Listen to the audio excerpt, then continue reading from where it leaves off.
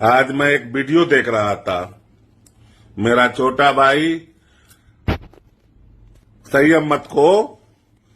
मैं तुम्हारे सलाहकार लोग से बस एक ही बात कहूंगा, भाई तू जिस लेवल में है वो बहुत बड़ा लेवल है, उसको संभाल के रखो और संयम खो के ऐसा कुछ नहीं करना है। हम सब मिलके तुम्हारे साथ हैं और जो भी है उसको समझा देंगे। जो तुमको उखाड़ देगा वो हम सबको उखाड़ देगा।